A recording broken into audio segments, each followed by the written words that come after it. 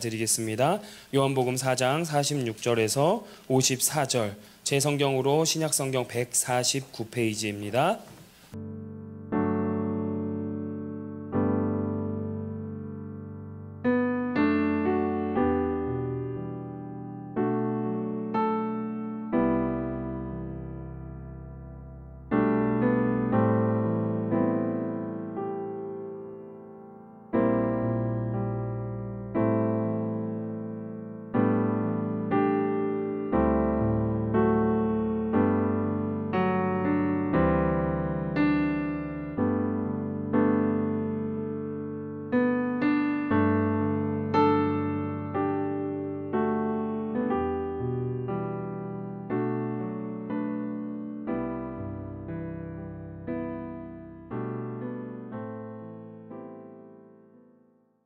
네, 오늘의 말씀의 제목을 보겠습니다. 한번 같이 읽어주시겠습니까? 시작.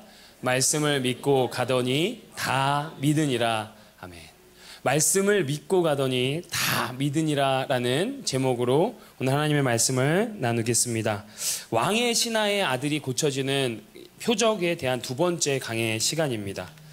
왕의 신하의 믿음의 양상이 오늘 본문을 통해서 어떻게 변화되는지 살펴보면서, 그리고 비록 연약하고 온전한 믿음은 아니지만 주님의 말씀을 듣고 작은 믿음으로라도 우리의 삶 가운데 확인하고 컨펌하며 살아갈 때에 우리 주님께서 우리의 믿음을 조금씩 더 온전하게 하시는 주님이심을 우리가 발견하는 시간 되기를 소망합니다. 아무쪼록 말씀 전하기 전에 늘 말씀드리지만 성령 하나님께서 우리를 조명하셔서 전하는 전하, 여러분들의 심령 가운데에 밝히 하시고 또 깨우치시고 은혜와 도전 있기를 소망합니다. 아멘.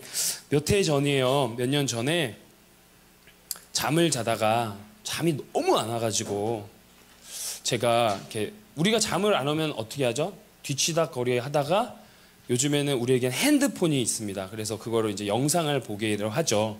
그런데 제가 잠을 이제 깨면 안 되니까 리빙룸에는 내려가지 못하는 거예요. 저희 집 2층인데 와보셔서 알지만 리빙룸에 내려갔다가는 오늘 밤 다 망칠 것 같아서 이제 아내가 옆에서 건히 자니까 아내의 잠을 방해받지 않는 범위 안에서 영상을 봐야겠다. 그래서 이제 한 편의 영화를 봤습니다. 그 영화가 이 영화입니다. 허삼관. 네, 이 영화를 제가 봤어요. 그냥 궁금해가지고 앞에 그냥 포스터나 이런 것들 보고, 또 하정우도 나오고 뭐 하지원도 나오고 뭐 그런다고 해서 그 밤에 새벽에 이제 영화를 보기 시작했는데, 그냥 뭐 보다가 다시 잠들겠지 하다가 봤지만 끝까지 다 봤습니다.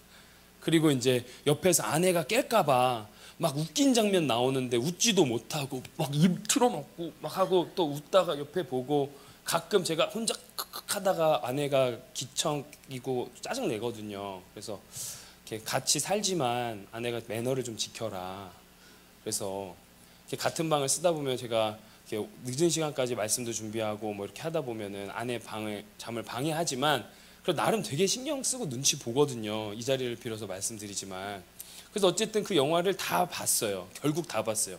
하정우 주연, 하지원 주연, 하정우 감독의 영화입니다. 자기가 주연하고 자기가 찍은 감독이에요. 두 번째 하정우가 감독으로 찍은 영화인데, 제가 한두 달 전에도 한번 말씀을 나눴지만, 저는 꼭 은혜 받는 거나 감명 깊은 보는 작품이 이렇게 웃기고 하지만 꼭 망한 작품에서 그렇게 많이 영감을 받습니다. 이것도 하정우가 야심차게 이 배우가 영화를 준비했으나 흥행엔 보기 좋게 실패했습니다. 그래서 300만 정도가 돼야 브레이크 이븐 포인트인데 95만으로 끝났어요. 네. 근데 이제 이 영화가 어떤 거냐면은, 중국의 세계적인 베스트셀러 작가 위화라는 분이 있는데, 그분이 쓴 허삼관 매혈기라는 원작을 하고 있는 영화예요. 그러니까 이제 하정우가 피를 팔아가지고 이제 살아가는 내용이거든요. 중국에서 매혈기라는 게 있었어요. 피를 팔아서 생계를 하는 거. 또 우리나라에도 그런 시절이 있다고 해요. 그 6.25 동란 이후에. 그래서 지금 배경은 1953년 충남 공주를 하고 있는 영화예요. 그래서 하정우가 피를 팔아서 아내 하지원을 당대 최고의 미녀라고 하는 아내 하지원을 꼬시기 위해서 돈이 필요했는데 돈이 없어서 피를 팔아서 하지원을 꼬셔서 결혼을 했습니다. 그리고 나서 아들을 셋을 낳았어요. 그래서 1, 2, 3을 붙여서 첫째 아들이 허일락, 둘째 아들이 허이락, 셋째 아들이 허삼락이에요. 그리고 이 허삼가는 이름이에요. 하정우의 이름. 아내는 허옥순. 그래서 이제 결혼을 했단 말이에요. 그리고 나서 한참을 살고 있는데 동네에서 이상한 괴소문이 도는 거예요. 뭐냐? 첫째 아들이 허삼관의 아들이 아니다라는 거예요. 허삼관의 아들이. 그래서 허삼관이 열이 받아가지고 피 검사를 당시에 한 거예요. 혈액형 검사를 하면 나온다. 그랬더니 이 아들은 허삼관과 허옥순 사이에선 절대 나올 수 없는 혈액형으로 밝혀지면서 이 허삼관은 이제 실망하기 시작합니다. 세상 말로 정말 미쳐 죽겠죠. 이거 어떻게 해야 돼? 이 아내가 도대체 나랑 결혼하기 전에 무슨 일이 있었고, 허일락 얘는 분명히 아기로 태어났는데 내가 믿던 애가 아니야. 나는 11년이 넘동안 얘를 어떻게 키운 거지? 내 아들도 아닌데. 이러한 좌절 가운데 가뜩이나 천하태평, 속은 더럽게 좁고 치사하고 졸렬한 성격을 가진 이 허삼관이 그때부터 이제 첫째 아들을 사랑하지 않기 시작한 거예요. 여러분들 그 오른쪽 화면에 보면 가운데 만두가 보입니까? 여러분들 눈에는 몇 개로 보이시나요? 이게 한 개나 세 개로 보이시면은 이상한 겁니다. 병원을 가셔야 되는 거예요. 두 개를 준비해요. 아들은 몇 명입니까? 3명인데 만두는 2개를 준비해요. 왜요? 허일락이 내 자식이 아니기 때문에 내가 이제 너한테 만두를 줄 수 없다. 이렇게 정말 뒤끝 장렬, 정말 천하태평, 졸렬한 아빠의 모습을 그려내고 있어요. 그 가운데 되게 해악도 있고 풍자도 있고 재미도 있고 코미디도 있고 웃긴 내용들이 있는데, 그러던 중에 첫째 허일락이 갑자기 놀다가 쓰러져요. 알고 보니 뇌염이라는 거예요. 1950년대 당시에 뇌염에 걸리면 거의 다 죽습니다. 알고 보니 허일락의 진짜 아빠 하소룡이라는 분이 있었는데 그분이 뇌염으로 죽은 거죠. 그리고 또 그 피를 이어받는 허일락이 뇌염으로 쓰러진 거예요. 그리고 나서 이 허삼관이 이 아들을 살렸겠습니까? 안 살렸겠습니까? 살려요. 어떻게 살려요? 아까 힌트를 드렸죠. 피 팔아서 매혈기를 통해서 살려요. 보통 3개월에 한 번 해야 되는 수혈인데 아들이 뇌염에 걸려서 죽게 되었으니 서울에 큰 병원 데리고 가가지고 살려보겠다고 그 병원비 마련하기 위해서 이 허삼관이라는 사람이 그때서야 비로소 천하태평 뒤끝장렬 졸렬의 극치인 이 사람이 아버지의 부성애를 발扬하면서 피를 팔고 돌아다녀요. 한 동네 가서 피를 뽑으면 또 3개월 안에 가면 안 되니까 또 지방 버스 타고 시외 버스 타고 다른 동네 가서 피 뽑고 또 다른 동네 가서 피 뽑고, 그렇게 해서 자기는 죽어감에도 불구하고 그 피 벌어서 판 돈을 가지고 아들을 살리는 내용입니다. 근데 제가 이 내용을 다 끝까지 보면서 그렇게 은혜가 되는 거예요. 나도 여러분들도 피 한 방울 안 섞인 예수님께서 오셔서 우리가 아직 죄인 되었을 때 우리를 위하여 죽으심으로 말미암아 우리의 생명을 살려주셨어요. 허삼관도 피 한 방울 안 팔린 허일락을 살리기 자신 피를 팔아서라도 살리는 거예요. 오늘 저는 왕의 신하의 아들 함께 읽은 본문의 말씀의 내용이 이와 너무 비슷해서 이 생각이 자꾸 나는 거예요. 왕의 신하의 아들 이야기입니다. 왕의 신하가 오늘 등장하죠. 그래서 오늘 이 말씀, 이 내용을 가지고 관련된 내용이어서 한번 우리 함께 생각해 보며 본문의 내용을 열어보았으면 좋겠습니다. 46절 말씀입니다. 예수께서 다시 갈릴리 가나에 이르시니 전에 물로 포도주를 만드신 곳이라. 왕의 신하가 있어 그의 아들이 가버나움에서 병들었더니. 저자 요한은 오늘 본문 말씀에 특별히 갈릴리 가나라는 지명을 언급하고 있습니다. 그리고 그 가나가 굳이 어떤 곳이라고 다시 한번 설명하고 있죠. 어떤 곳입니까? 전에 예수님께서 물로 포도주를 만드신 곳이라 설명하고 있습니다. 또 오늘 본문의 마지막 절인 54절에 다시 한번 저자 요한은 유대에서 갈릴리로 오신 후에 행하신 두 번째 표적이라고 또 다시 한번 명시하고 있습니다. 우리는 지금 요한복음 중에서 표적의 책이라는 부분을 다루고 있습니다. 표적의 책에 예수님께서 행하신 표적들이 순서대로 나오는데 이렇게 몇 번째 표적이라고 말하는 곳은 여기밖에 없습니다. 그렇다면 분명한 이유가 있지 않을까요? 우리가 성경을 읽을 때 왜? 라는 질문이 중요합니다. 어떻게는 필요 없습니다. 자꾸 어떻게를 들어가면 믿음이 안 생깁니다. 어떻게 물이 포도주로 될 수 있어? 그러면 믿지를 못합니다. 어떻게 말로 원격으로 아들을 살릴 수 있어? 안 됩니다. 그러나 중요한 건 왜입니다. 왜 하나님께서는 저자 요한을 통하여서 오늘 46절에 갈릴리 가나, 그리고 이것이 두 번째 표적이라고 얘기하고 있는 것인지 궁금해해야 된다는 거예요. 그 가운데 우리가 하나님의 뜻을 알 수 있다는 것이죠. 또 하나는 우리가 이 말씀을 받았으면 우리 삶에 적용하는 게 굉장히 중요해요.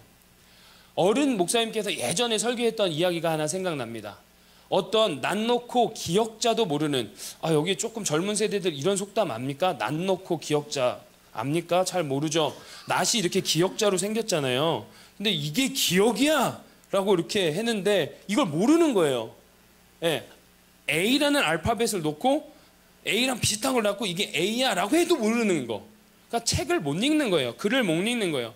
그런 농부를 목회하던 한 전도사님이 있습니다. 오늘 우리 여기 예배는 안 했지만 박인기 전도사님처럼 퉁퉁하면서 성격도 좋고 푸짐하고 그런 전도사님이 시골에 내려가서 개척을 하셔서 그 농부 아저씨한테 이제 말씀을 전하기 시작한 거예요. 원수를 사랑하세요. 이웃을 사랑하세요. 섬기세요. 베푸세요. 이런 설교를 들었어요. 낯 놓고 기역자도 모르는 농부가 그 전까지는 아까 허삼관처럼 뒤끝 장렬하고 천하태평하고 속은 좁고 이기적인 사람이 자기 논두렁에다만 물을 계속 대고 있다가 다른 사람들이 혹시 내 물 빼갈까 막 째려보고 경계하던 그 사람이 그 말씀을 받고 그 다음 주에는 어떻게 합니까? 그 물을 남의 논두렁에도 딱 놓는다는 거죠. 이게 말씀을 받은 자의 모습이라는 거예요. 우리가 말씀을 받을 때 왜의 모습, 그리고 우리가 이걸 어떻게 우리의 삶에 적용할 것에 대해서 우리는 정말 고민해야 된다는 거예요. 왜 그러냐 이거죠. 왜 갈릴리 가나를 저자 요한은 언급했고 두 번째 표적이라 하고 굳이 얘기했냐. 첫 번째 표적과 두 번째 표적이 연관이 있기 때문에 그렇습니다. 2장과 4장은 한 세트라고 보면 되거든요. 그럼 2장의 시작이 가나의 혼인잔치였고 4장의 마지막에 왕의 신하의 아들을 고치는 표적으로 마지막을 마무리하는데 첫 번째 가나의 의미는 뭐라 말씀드렸습니까? 기쁨이 멈춰진 우리의 인생, 더 이상 어떠한 소망도 없는 우리의 인생, 잔치집에 포도주가 떨어졌다는 의미는 더 이상 그 잔치는 진행될 수 없고 우리가 누릴 수 없는 그러한 곳에 예수 그리스도께서 오셔서 포도주를 다시금 허락하시고 이전까지 맛보지 못한 그 놀라운 맛을 맛보게 하시며 우리의 기쁨을 회복시켰다는 의미가 있다 말씀드렸습니다. 그것은 예수께서 하나님의 영광을 가시는 그 길, 십자가에 달려서 자기의 피를 흘림으로써 우리를 새롭게 하시고 우리의 기쁨이 단절되고 하나님과의 교제가 간절된 그 인생 가운데 새로운 시작을 알려주는 거라 표적의 의미를 말씀드렸습니다. 두 번째 오늘 표적은 연관이 있는 것입니다. 그리고 나서 예수님께서 이 표적을 얘기하고 사도 요한을 저자 요한을 통해 하나님 기록하신 이유는 생명의 주권자가 생명의 주관자가 생명의 주인이 예수 그리스도이심을 알려주기 위함인 것이죠. 표적은 헬라어로 세메이온이라 했습니다. 세메이온은 영어로 사인이라는 단어의 근원이 되는 단어입니다. 표적은 사인입니다. 사인의 역할은 무엇입니까? 무엇을 가리키는 겁니다. 가리키는데 이 표적들이 일관되게 가리키는 것이 무엇입니까? 예수 그리스도. 예수 그리스도가 단절된 우리의 기쁨을 회복하시는 참 포도주가 되시고 예수 그리스도가 우리의 죽은 생명을 살리시는 유일한 생명의 주관자가 되신다는 것을 저자 요한은 알리기 위해서 특별히 배경을 얘기하고 있는 거죠. 그런데 가버나움이라는 동네에서 왕의 신하가 찾아왔다 합니다. 왕의 신하가 갈릴리에 가나에 예수께서 오셨다는 말을 들었습니다. 그리고 가버나움에서 병든 아들이 있었습니다. 왕의 신하가 영어로 보면 official입니다. 오늘 보시지만 official이라고 되어 있습니다. 말이 신하지만 여러분 지금도 비교해 보십시오. 대통령 보좌가 높습니까? 안 높습니까? 매우 높습니다. 네, 똘마니 뭐 이런 말로 취급하기에는 계제가 안 되는 굉장히 높은 자리에 있습니다. 모든 성경학자는 이 왕의 신하가 고위 관리였다고 얘기하고 있습니다. 또 단어도 오피셜입니다. 그리고 헬라어 원어를 봐도 왕에 소속된 자, 그 왕에 소속된 자는 높은 고관을 의미하고 있습니다. 그러면 위치가 높은 이 왕의 신하가 아들이 있는데 가버나움에서 병이 들었다고 합니다. 그리고 예수님께 찾아오는 거죠. 그가 예수께서 유대로부터 갈릴리로 오셨다는 것을 듣고 가서 청하되 내려오셔서 내 아들의 병을 고쳐주소서 하니 그가 거의 죽게 되었음이라. 제가 집중되는 단어가 듣고 가서 청하되였습니다. 듣고 가서 청하되.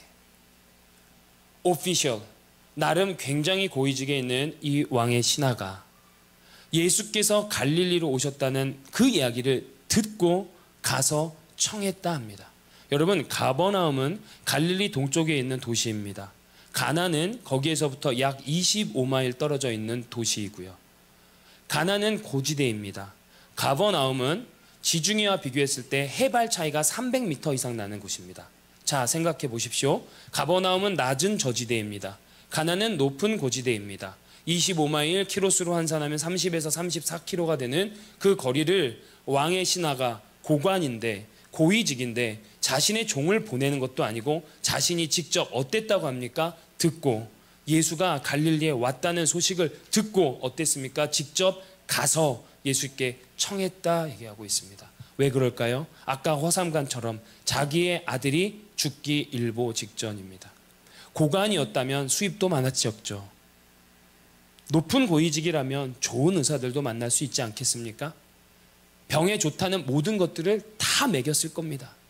인간이 할 수 있는 걸 다 했을 거예요. 그런데 안 된 거예요. 그리고 결국 자기의 아들이 죽게 되었어요. 그리고 났는데 들은 얘기가 있어요. 예수가 갈릴리에 왔대. 그러면 무엇을 들었습니까? 예수께서 행하신 일들, 예루살렘에서 행하신 이적들, 가나에서 행하신 이적들을 들었을 거예요. 그리고 그 들었고 자기가 어떤 마음, 진짜 절박한 마음, 이젠 남은 건 예수밖에 없다. 한번 믿져야 본전이니 한번 가보자. 가서 청하기 시작한 것입니다. 여러분, 고난이요, 인생의 고난이 마치 그냥 불행으로만 생각되십니까? 저는 이 부분을 왜 듣고 가서 청하되 하면서 생각하게 되냐면, 우리 가운데 어려운 불행들, 고통, 역경들, 이것이 마치 불행으로만 생각되어지나요? 왕의 신하는 가질 부러운 게 없는 사람이었어요. 근데 그가 아들이 하나 있는데 그 아들이 죽게 되었다는 그 고난, 고통을 통하여 예수께서 있다는 것을 듣고 가기 시작한 거예요. 우리의 고난은 때로는 하나님을 만나는 축복의 기회가 된다는 것을 우리가 기억했으면 좋겠습니다. 야곱의 하나님을 자기의 도움으로 삼으며 여호와 자기 하나님에게 자기의 소망을 두는 자는 복이 있도다. 저는 이제 중년의 나이입니다. 저도 중년의 나이를 겪어오면서 인생 가운데 참 어둡고 힘들고 불행하고 고통스러웠던 시간들이 꽤 많이 있었습니다. 그런데 그럴 때마다 뭘 경험하냐면 너무너무나 낮아지는 거예요. 너무너무나 괴로운 거예요. 왜 이 얘기를 드릴까요? 그때마다 저는 주님을 만났어요. 제가 힘들 때마다 주님을 만났어요. 여기는 저보다 나이가 많으신 분들도 있고 적으신 분들도 있지만 이 말에 공감하실 줄은 믿습니다. 고난이 고난 같지만 그 고난을 통하여서 주님께서는 저를 만나주시는 축복의 기회로 삼아주셨다는 겁니다. 그렇기 때문에 우리가 어떠한 상황에 있든지 고난에 있든지 간에 야곱의 하나님을 자기의 도움으로 삼는 믿음이 있기를 소망합니다. 왕의 신하는 믿음은 없었어요. 그러나 양의 신하를 통하여서 그 고난과 불행, 고통이 예수를 만나는 접촉점이 되었다는 거예요. 그리고 예수님께 간 거죠. 그리고 얘기한 두 번째 단어는 내려오셔서였어요. 듣고 가서 청하되 내려오셔서 내 아들을 좀 살려주세요. 내가 고통이 되니까 점점 낮아지는 거예요. 고관입니다. 세상적으로 비교해 봅시다. 예수님이 높습니까? 고관, 왕의 신하가 높습니까? 왕의 신하가 높아도 훨씬 높을 겁니다. 이거 이해가 안 되십니까? 여러분, 제가 높습니까? 바이든 비서실장이 높겠습니까?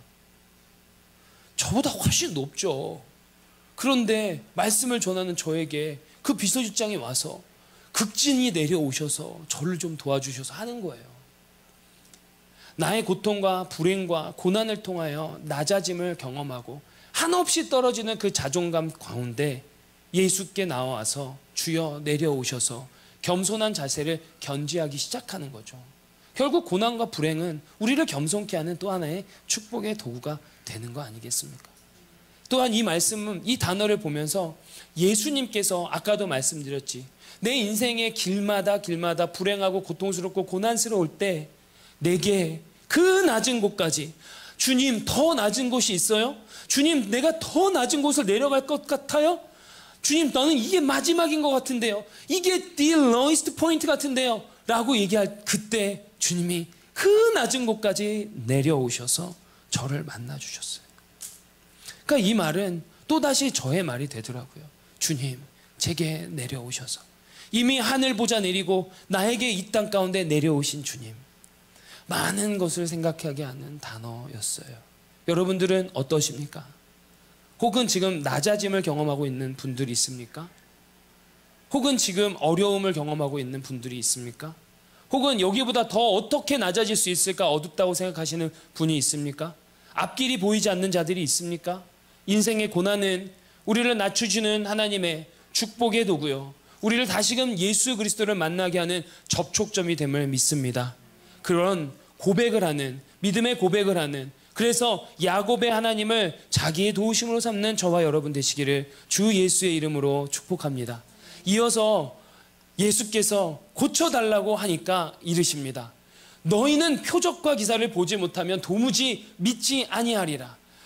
저는 정말 성경을 볼 때마다 예수님을 도통 알 수가 없습니다. 어떻게 갑자기 또 이런 얘기를 할까요? 말씀드렸지만 저 같으면 어땠을까요? 여러분도 저한테 도움을 요청하고 하면 제가 그러니까 정말 도대체 사람들은 표적과 기사를 보지 못하면 믿지를 아니한다니까 하면 어떠겠습니까? 교회 다 떠나겠죠.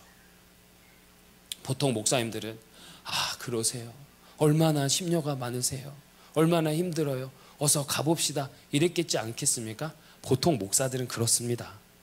속은 어떤지 모르겠지만 네 그렇습니다. 근데 예수님은 이 얘기를 하신다는 거예요. 내려오셔서 내 죽어가는 아들을 좀 고쳐주세요. 근데 여기를 해석하려면 클루가 제가 빨간색으로 있는 것들을 좀 보셔야 돼요. 첫 번째는 너희라는 거예요. 너희. 이 말은 그 왕의 신하를 향해 직접적인 한 얘기라기보다는 너희 뿐만 아니라 이 갈릴리에 있는 온 사람들, 유대에 있는 사람들, 이런 사람들이 도무지 표적과 기사를 보지 못하면 믿지 않는다라는 거예요. 표적과 기사를 보여달라, 그거를 봐야 믿겠다라는 거예요. 그런데 표적과 기사도 그렇습니다. 예수님께서 표적과 기사를 보여줬다고 다 믿었습니까? 아니라는 거예요. 인간이 표적과 기사를 보여주면 믿는 존재이기도 하지만 더 치사한 건 뭔지 아십니까? 표적과 기사를 보여줘도 안 믿는 게 인간이라는 거예요. 그 인간의 일반화된 그 모습들을 예수님이 지적하고 계는 거예요. 그리고 믿지 아니하시나. 예수님이 말씀하신 이유가 뭘까? 고민하고 고민해보면 우리 사람들은 예수님을 통하여 내가 원하는 무언가를 받으려고 한다는 거예요. 내 문제만을 바라보려고 하는 것이 문제라는 거예요. 예수님이 원하는 것은 너의 상황과 환경과 너의 어려움과 고난이 아니라 나의 존재를 인식하고 예수 그리스도를 믿는 거가 중요하다라는 얘기를 하고 계시는 거예요. 왕의 신하는 예수님 안 믿었어요. 표적과 기사를 보고 온 거예요. 그러나 예수님이 던지시는 말씀은 너의 상황과 환경이 아니라 그것을 뛰어넘어 뒤에 있는 나의 존재, 내가 누군지를 아는 게 중요하다. 네가 나가 중요하다. 내가 누군지, 내가 누구인지, 내가 그리스도 메시아 구주인지를 아는 게 중요하다라는 얘기를 하는 거죠. 마치 도저히 예수님의 말씀을 알지 못할 것 같아요. 도통 알 수가 없겠어요. 이렇게 말씀하고 끝나는 것 같아요. 좀 재밌는 얘기를 하나 드릴까요? 기차를 타고 가는데 한 부유한 변호사와 우리 자매들처럼 정말 그 예쁜 처녀가 함께 탔습니다. 자리에 이렇게 같이 탔어요. 그런데 오래 가니까 이제 한 변호사가 소위 작업을 거는 거죠. 아가씨 가게 좀 길어지니까 우리 퀴즈 내는 게임 하면서 돈 따먹기를 좀 합시다. 내가 문제 내고 맞히면 10만 원 10불 줄게요. 그러니까 못 맞히면 나한테 10불을 주세요. 뭐 이런 게임을 하는데 뭐 CR도 안 맥히죠. 뭐야 이런 사람이 있어. 그러고 있어요. 그랬더니 이 변호사가 다시 한번 그러면 이렇게 합시다. 내가 문제를 내서 맞히면 500불을 드리겠습니다. 그리고 못 맞추면 저한테 10불을 주십시오. 반대로 당신이 나한테 문제를 내서 내가 못 맞추면 500불을 드리고 맞추면 10불을 주십시오. 이렇게 한 거예요. 여기까지 이해되시죠? 어려운 얘기예요. 굉장히. 그런데 이제 게임을 시작했어요. 좋아요. 이제 되는 거거든. 10불, 500불 괜찮네. 변호사가 제가 먼저 문제를 내겠습니다. 지구와 달까지의 거리는 몇 킬로일까요? 아시는 분 있으십니까? 당연히 그 자매도 몰라서 대답을 못해서 10불을 변호사에게 줬습니다. 답은 38만 4,400km예요. 그리고 이제 변호사 차례. 그럼 제 차례입니다. 제가 문제를 낼게요. 죄송해요. 여자가 이제 낸 거. 여자 못 맞췄으니까 변호사에게. 변호사님, 그러면 올라갈 땐 다리가 3개인데 내려올 땐 다리가 4개인 게 뭘까요? 여러분 맞춰보세요. 올라갈 땐 다리가 3개인데 내려올 땐 다리가 4개인 거. 그래서 그 자매가 맞췄게요? 안 맞췄게요? 못 맞췄죠. 그 형제가, 그래서 변호사가 못 맞췄죠. 그래서 어떻게 합니까? 500불을 그 자매한테 준 거예요. 아싸. 그리고 마지막으로 그 변호사가 그 자매한테 다시 질문을 합니다. 답이 뭡니까? 그리고 그 여자가 어떻게 할게요? 10불을 줬습니다. 예, 이해하신 분들이 웃으시죠? 예, 이해하신 분들이 있으실 거예요. 이런 거예요. 알지 못하겠어요. 도통 모르겠어요. 수수께끼 같아요. 이게 예수님의 말이에요. 그러나 우리 아까 말씀드렸지만 너희 표적과 기사 믿지 아니하는 통해서 우리가 그 뜻을 좀 헤아릴 수는 있는 거예요. 어찌됐든 간에 예수님께서는 마치 안 들어주실 것처럼 얘기를 하세요. 되게 냉담한 표정을 가지고 냉담한 뉘앙스를 띄우시면서 말씀하세요. 그러나 이 왕의 신하는 너무 절박한 거예요. 네, 괜찮아요. 어떤 얘기를 하든 간에 이르되 주여 내 아이가 죽기 전에 내려오소서. 주님이 무슨 말씀을 하시든지 간에 주님이 어떻게 나를 바라보든 간에 저는 믿음이 없습니다. 저 연약합니다. 그런데 저는 지금 내 아이들을 살려야겠습니다. 그렇기 때문에 주님 내려오소서 청하는 거예요. 여러분, 이 왕의 신하가 청하다는 그 청하는 단어는 미완료 시제를 써요. 그것은 굉장히 원어 성경을 해석하는데 중요한 포인트가 돼요. 미완료 시제는 아직 완료가 안 됐다는 거예요. 그렇다면 어떤 겁니까? 과거부터 지금까지 계속 조르고 청하고 지금까지도 청하고 있는 거예요. 다시 한번 내 아이가 죽기 전에 내려와 주세요. 네, 주님이 뭐라 말씀하시든지 좀 고쳐주세요. 우리가 여기서 붙잡아야 될 교훈이 있어요. 예수님께서 믿음의 분량을 보시지 않는다는 거예요. 이 왕의 신하는 내 믿음이 어떻든지 간에 예수님을 붙잡고 있다라는 거죠. 여러분 얼마나 예수님을 붙잡고 있습니까? 얼마나 예수님을 의뢰하고 의지하고 있는 겁니까? 믿음이 없는 이 왕의 신하도 이렇게 자기의 절박함을 가지고 주님 앞에 나와서 어찌 됐든 간에 내려와서 날 좀 고쳐주세요 말씀하고 있어요. 우리도 한번 돌아봐야 된다는 거죠. 우리가 진짜 주님을 얼만큼 붙잡고 있습니까? 얼만큼 기도하고 응답 받았다 안 받았다 얘기하고 계십니까? 혹은 내 어떠한 모습 때문에 내 믿음이 부족해서 안 되는 건가 하고 의심하고 있는 거 아닌가요? 그러나 지금 왕의 신하는 믿음이 없음에도 불구하고 예수님을 바지끄자기 잡는 그 심정으로 붙잡고 있는 것이라는 거죠. 이 말씀 보면서 나누고 싶은 말이 이거예요. 함부로 우리 하나님을 평가하지 맙시다. 기도 조금 해놓고 안 들어줬다고 하나님이 내 기도 안 들어준다고 그렇게 좌절하지 맙시다. 게임 아직 안 끝났어요. 게임 아직 진행 중입니다. 이 신하가 주여 내 아이가 죽기 전에 내려오셔서 하신 예수님의 응답 한번 읽어주시겠습니까? 시작.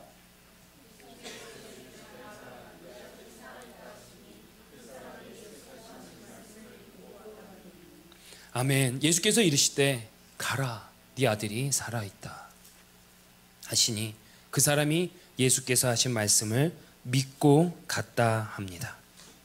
여러분 이거 믿으십니까? 원격 치료를 하신 겁니다. 왕의 신하가 아들 고쳐달라고 나와 내려가셔서 같이 고치자고 그렇게 부탁했는데 예수님의 반응은 뭐랍니까? 가라, 네 아들이 살아있다 하십니다. 우리의 기도와 하나님의 응답의 차이를 인지해야 합니다. 나는 내 방법대로 예수님 들어주세요, 내 식대로, 내 선입견, 내 가치관, 내 삶의 방식대로 예수님 들어주세요 할지 모르지만 예수님의 응답의 방법은 전혀 다른 거죠. 맞죠? 이사야서에서 하나님은 말씀하세요. 내 생각과 너희의 생각이 다른데 그 생각의 차이가 어떻다고 합니까? 하늘이 땅보다 높은 만큼 다르다 합니다. 왕의 신하는 주님, 저 손잡고 내려가셔서 가버나움 가서 내 아들 고쳐주세요. 그것이 그가 기대했던 거예요. 그러나 예수님은 말씀으로, 창조하신 그 능력의 말씀으로 가라, 네 아들 살아있다 한마디 하신 거예요. 아들 살았습니까? 안 살았습니까? 살았습니다. 내 방법대로, 내 생각대로 되지 않는다 좌절하지 말고 하나님의 방법을 신뢰하는 우리가 되었으면 좋겠습니다. 그리고 나서 믿음의 진보가 보이죠. 말씀을 믿고 가더니, 아까는 아무 믿음이 없이 그저 내 아들 살리고 하는 절박함, 진짜 절절함 가지고 그거 하나 가지고 믿음 없이 주님 와서 계속 바지끈을 잡고 붙잡고 있던 자가 예수님과 대화를 나누기 시작하면서 희한하게 바뀌기 시작합니다. 여러분 같으면 가겠습니까? 네 아들 살아있다라고 하는데 여러분 갈 것 같아요? 저는 못 갑니다. 믿음이 없거든요. 아니요, 예수님. 아니요, 예수님. 가셔야죠. 같이 가서 고쳐달라고 했으면 가셔야죠. 해야 되는 거 아니겠습니까? 근데 여기 되게 저자 요한은 이 왕의 신하, 이 사람이 한 행동을 특이하게 표현하고 있는 거예요. 말씀을 믿고 가더니, 예수님의 말씀을 듣기 시작하니까 그 마음 가운데 믿음이 싹트기 시작한 거죠. 그 수많은 표현 중에 말씀을 믿고 가더니, 우리가 예수 그리스도의 말씀을 믿는 데서 우리의 믿음의 싹이, 듣는 데서 싹이 트는 거 아니겠습니까? 그래서 로마서에 이런 말씀이 있습니다. 그러므로 믿음은 들음에서 나며 들음은 그리스도의 말씀으로 말미암았느니라. 아멘. 예수 그리스도와 대화를 나눴어요. 그랬더니 그 말씀을 듣고 믿음의 싹이 튼 거예요. 또 다른 예를 들어볼까요? 수가성 여인은 어떻습니까? 우물가에서 예수님이 수가성 여인에게 기적적인 무언가를 주셨나요? 아니요, 그런 적 한 번도 없어요. 그냥 말씀을 나눴어요. 예배에 대하여 얘기했고 너의 과거의 시간들에 대해서 이야기를 했어요. 그리고 나서 이 예수의 존재가 선지자인가 하다가 점점 예수에 대해서, 예배에 대해서 얘기하고 영과 진리로 예배하는 자가 있다라고 할 때, 그때 수가성 여인이 그리스도에 대한 언급을 하는 순간 내가 그다 하고 예수님을 만났잖아요. 그 말씀을 들은 수가성 여인에게 무엇이 생겼습니까? 믿음이 생겼고, 그 믿음의 반응이 어떻습니까? 동네로 물동이를 버려두고 가서 사람들에게 나에 대해서 전하는 자가 있더라 말을 하더니 사람들이 예수 앞에 나오기 시작했습니다. 여러분 다 기억하시죠? 그리고 그 사람들이 다시 한번 고백합니다. 믿었다고는 해요. 그러나 그렇게 얘기하죠. 네가 나한테 얘기해서 믿은 게 아니라 예수께서 우리에게 친히 말씀하신 거로 내가 믿었노라. 아멘. 믿음은 들음에서 나며 들음은 그리스도의 말씀으로 말미암았느니라. 아멘. 그 백왕의 신하, 마태복음 8장에서 나오는 백부장의 믿음도 갖지 못한, 진짜 믿음이라고는 전혀 없는 자가 예수를 만나 말씀을 나누기 시작하니 그 마음 가운데 믿음의 싹이 일어난 거예요. 그리고 나서 말씀을 믿고 가더니 내 안에 완벽한 100% 오버플로잉 되고 넘쳐흐르는 믿음이 아닌 거예요. 분명히 그래요. 저는 여기에서 말씀을 믿고 갔다가 100% 100% 고쳐줄 거라고 믿지 않아요. 그냥 예수님의 말씀을 그냥 믿고 갔다는 거예요. 그런데 이 작은 믿음의 행동이 어떠한 도전을 우리에게 주고 있는 겁니까? 아들의 치유의 주도권을 이제 나에게 갖지 않고 예수께 넘겨주었다는 그 말을 우리는 알아야 된다는 거예요. 내가 아들의 치유의 주도권을 여전히 갖고 있다면 말씀을 믿고 갔겠습니까? 아니면 아니에요 주님, 오 주여 나랑 같이 내려가셔야죠. 힘들고 어렵지만 25마일 내려가셔야죠. 올라오는 것보다 쉬울 거예요. 어떻게 좀 가서 해주세요 라고 얘기하지 않겠습니까? 내 방식이니까.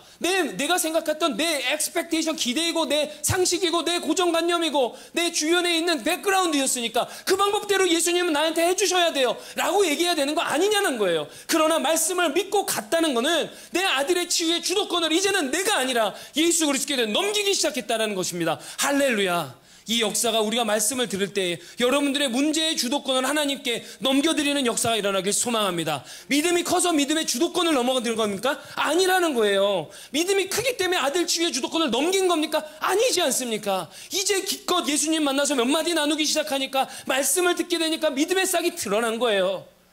위로하길 원하고 격려하길 원해요. 믿음이 적다 하여서 좌절하지 마시라는 거예요. 작은 믿음으로 가더라도 내 문제의 주도권을 넘길 수 있다라는 거죠. 여전히 부족해도 아들 치유의 주도권을 넘기기 시작한 백부장. 죄송해요. 왕의 신하. 이어서 왜 그가 믿음이 부족했는지 또 한번 제 말의 논리가 51절과 52절, 53절에 나와요. 내려가는 길에서 그 종들이 오다가 만나서 아이가 살아있다 하거늘 52절 한번 읽어주십시오. 시작.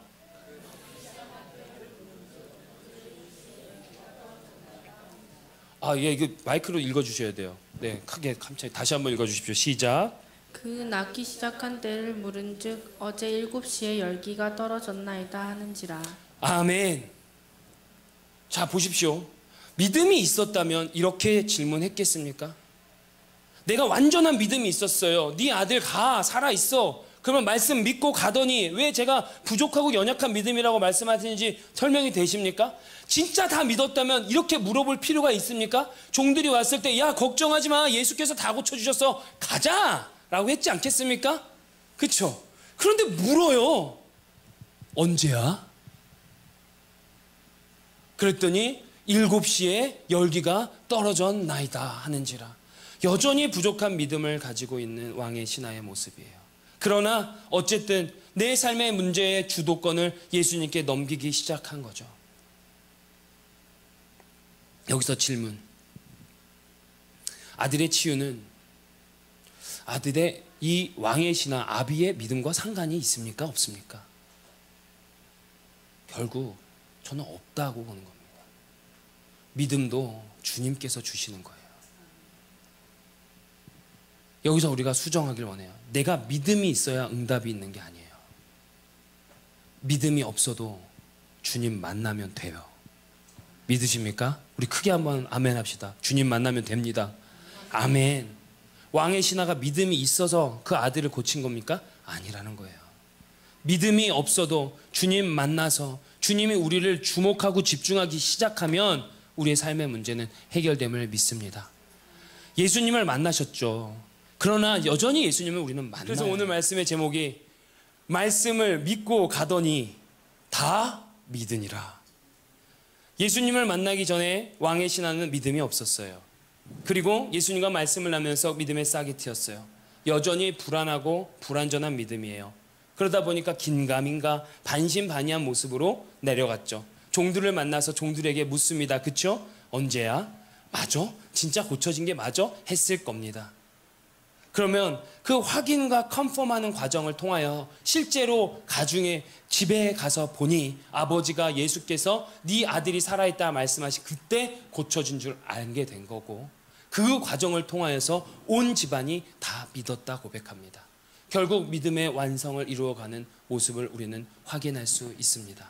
여러분, 아까도 말씀드렸지만 마태복음 8장에 나오는 백부장의 믿음을 열망하시죠? 저는 안 합니다. 그는 정말 예수님께서 온 이스라엘에서 이 믿음과 같은 자를 본 적이 없다 합니다. 왜요? 백부장이 자기의 하인이 죽게 되니까 예수님께 나와 말씀만 하시면 고쳐질 줄 믿습니다 라고 얘기했잖아요.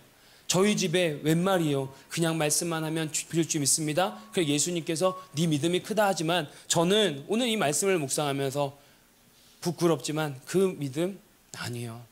그러나 오늘 이 말씀을 통해서 먼저 저에게 위로하셨던 것은 내 믿음이 비록 백부장과 같은, 마태복음에 나오는 백부장과 같은 믿음이 아니라 왕의 신하 같은 믿음이 있다 하더라도 주님 여전히 우리에게 기회를 주고 계시는구나. 나는 불안하고 나는 불신앙적인 것이 많지만 내 삶의 과정 가운데 왕의 신하처럼 컨펌하고 확인하고 못 믿을 것 같으니까 또 물어보고 다시 재보는 그 과정을 통하여서 나의 믿음의 진보를 이루시고 나의 믿음의 눈금을 더하시고 나의 믿음을 성장시키시는 주님을 발견하게 되는 것입니다. 그렇기 때문에 여러분 혹여나 좀 못 믿겠으면 그렇게 힘들어하지 않기를 소망해요. 오늘 이 말씀을 통하여서 생명의 주도권이 예수님께 있음을 우리가 그것만 알고 주님 만나고 작은 믿음일지라도 그 믿음 가지고 그래 주님께서 말씀하셨으니까 믿어보고 가자. 혹여나 아니면 어떡하지 하는 마음이 순간순간 들지라도 우리가 그걸 확인하고 컨펌하는 과정 가운데 주님께서는 우리에게 다시 한번 보여주실 거잖아요. 아, 맞구나. 주님이 하셨구나. 이걸 또 보면서 한 발짝 더 믿음을 더할 수 있지 않겠습니까? 오늘 말씀을 한번 정리했으면 좋겠습니다. 왕의 신하의 이야기예요. 분명 이 관원은 처음에 예수님 말씀 다 못 믿었습니다. 백부정각 믿음 잽이 안 됩니다. 확인의 과정을 거치고 나서야 온 집안이 다 믿으니라라는 말씀을 우리에게 전해 주십니다.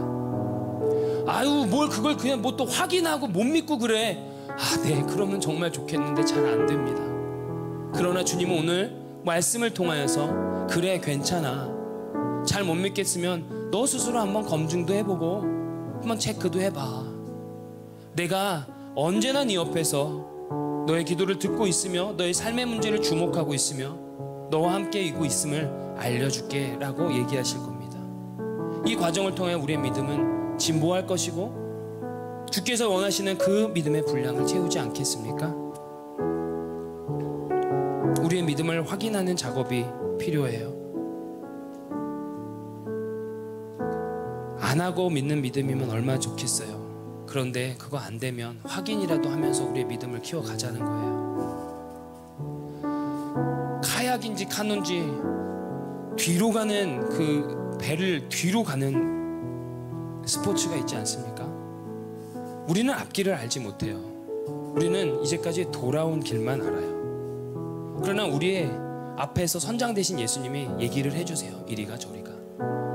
그리고 예수님께서 내가 온 길을 보여는 주셨잖아요. 그쵸? 아, 잘 왔구나.